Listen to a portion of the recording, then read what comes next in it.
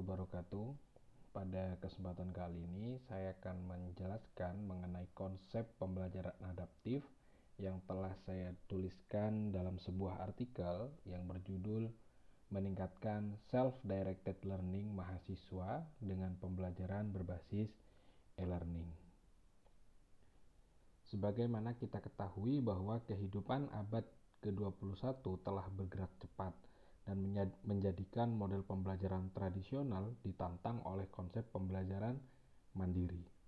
Dengan kemajuan teknologi dan munculnya berbagai macam platform pembelajaran adaptif, pembelajar, mahasiswa, atau siswa kini memiliki kesempatan untuk mengendalikan pembelajaran mereka sendiri. Pada artikel ini akan mengeksplorasi berbagai aspek pembelajaran mandiri dan dampaknya terhadap lanskap pendidikan. Kita semua tahu bahwa teknologi telah memainkan peran penting dalam memungkinkan pembelajaran secara mandiri. Dengan internet di ujung jari kita kini memiliki akses ke banyak informasi, sumber daya, dan platform pembelajaran. Berbagai macam kursus online, video pembelajaran, dan alat pembelajaran interaktif memungkinkan siapa saja mempelajari apa saja, kapan saja, dan di mana saja. Pergeseran menuju pembelajaran berbasis teknologi telah mendemokratisasi pendidikan, meruntuhkan hambatan, dan membuka peluang pembelajaran seumur hidup.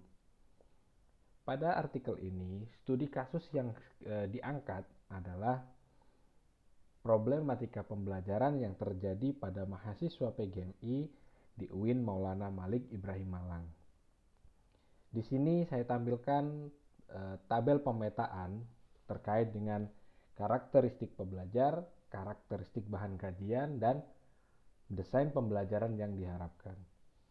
Yang pertama, mahasiswa PGMI UIN Malang adalah mahasiswa yang rata-rata merupakan alumni dari madrasah aliyah ataupun pondok pesantren. Hampir sebagian besar dari mahasiswa PGMI pernah mengenyam pendidikan berbasis asrama. Dengan ini, mereka telah terbiasa dengan metode ceramah. Kedua, seluruh mahasiswa memiliki perangkat mobile seperti laptop, smartphone, dan tablet. Mereka selalu membawa smartphone-nya kemanapun mereka pergi, termasuk pada saat perkuliahan.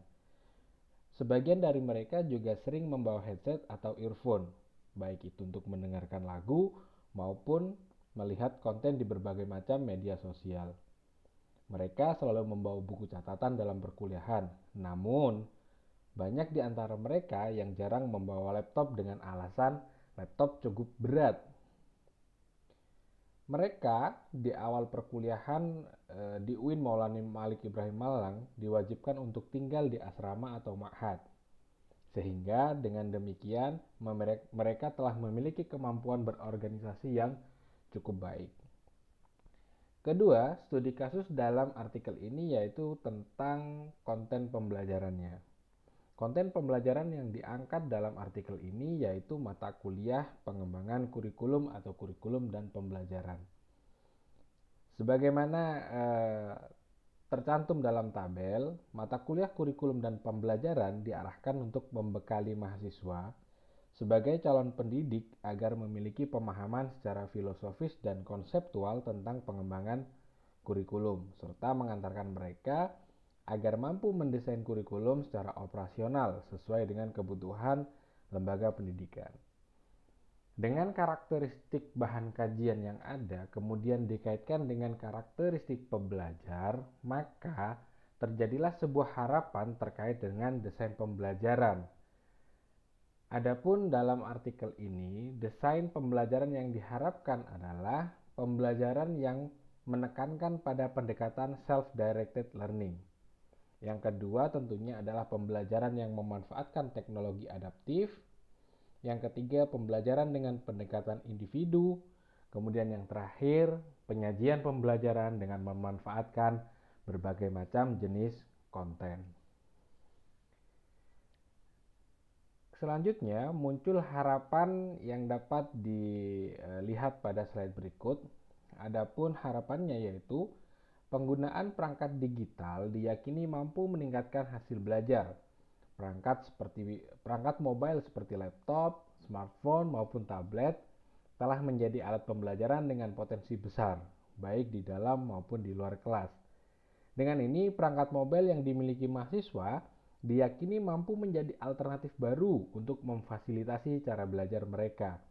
Dengan perangkat mobile, seluruh komponen pembelajaran, baik dosen dan mahasiswa, dapat terhubung satu sama lain, sehingga pembelajaran yang terjadi tidak selalu berada dalam nuansa kelas tradisional. Pembelajaran dapat dikonsep sedemikian rupa sehingga mahasiswa dapat belajar kapanpun mereka mau. Namun, kenyataannya, perangkat mobile yang dimiliki oleh mahasiswa telah menimbulkan gangguan. Fokus perhatian mereka mudah terpecah. Hal ini senada dengan pendapat Liu yang menyatakan bahwa perangkat mobile dapat menimbulkan redundansi pada pembelajaran. Sebagian besar mahasiswa juga kurang mampu memanfaatkan perangkat mobile mereka secara optimal.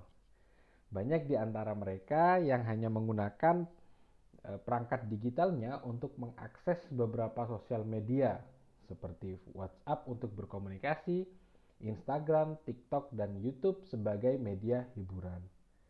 Di balik itu sebenarnya sosial media yang dimiliki oleh mahasiswa memiliki potensi besar jika kita terapkan dalam pembelajaran. Yang terakhir, kenyataannya adalah hampir sebagian besar dari mahasiswa PGMI telah terbiasa dengan metode ceramah, sehingga ketika mereka diminta untuk belajar secara kolaboratif, mereka cukup kesulitan. Mereka lebih suka belajar secara mandiri. Dengan ini, dikonseplah sebuah pembelajaran yang menggunakan pendekatan individu. Dengan demikian, berdasarkan analisis karakteristik pembelajar, analisis bahan kajian, serta desain pembelajaran yang diharapkan, muncullah 3 pernyataan berikut. Yang pertama adalah pernyataan kuantitatif, yang kedua kualitatif, dan 3 pernyataan pengembangan. Yang pertama, pernyataan kuantitatif. Pertama, kita perlu membuktikan efektivitas penggunaan perangkat mobile pada pembelajaran dan dilakukan analisis keberterimaan teknologi bagi mahasiswa UIN Malang sebelum mengikuti pembelajaran atau perkuliahan. Yang kedua adalah pernyataan kualitatif, di mana kita akan melakukan analisis terhadap karakteristik mahasiswa UIN Malang lebih lanjut, serta diperlukan perbandingan antara metode pembelajaran berbasis teknologi dengan pembelajaran cara tradisional. Sedangkan pernyataan yang terakhir yaitu mengembangkan desain pembelajaran adaptif yang mampu meningkatkan performansi sesuai dengan hasil analisis karakteristik mahasiswa. Sejauh ini, apa yang telah dilakukan oleh dosen yang mengajar mata kuliah kurikulum dan pembelajaran? Untuk memfasilitasi belajar mahasiswa secara mandiri, maka dosen memanfaatkan pembelajaran berbasis e-learning yang mana dosen mengoptimalkan learning management system yang dimiliki oleh UIN Maulana Malik Ibrahim Malang. Dalam learning management system tersebut, dosen dapat memberikan berbagai macam instruksi belajar dengan format pengumpulan tugas video contohnya. Namun tidak hanya video saja, tentu masih banyak lagi format-format yang dapat dikumpulkan sebagai hasil belajar. Hasil pengembangan tersebut menunjukkan bahwa performa mahasiswa ketika diminta untuk mengembangkan tugas dan mempresentasikannya secara mandiri sangat baik. Mahasiswa memiliki tingkat percaya diri yang baik, mereka memiliki tanggung jawab belajar yang baik, dan hampir sebagian besar mereka dapat mengumpulkan tugas dalam waktu sesuai dengan yang telah ditentukan. Dengan ini, diyakini bahwa pembelajaran berbasis e-learning yang memanfaatkan learning management system dapat menjadi desain pembelajaran adaptif untuk mahasiswa UIN Maulana Malik Ibrahim Malang. Sekian presentasi yang dapat saya sampaikan, kurang lebihnya mohon maaf. Saya akhiri, wassalamualaikum warahmatullahi wabarakatuh.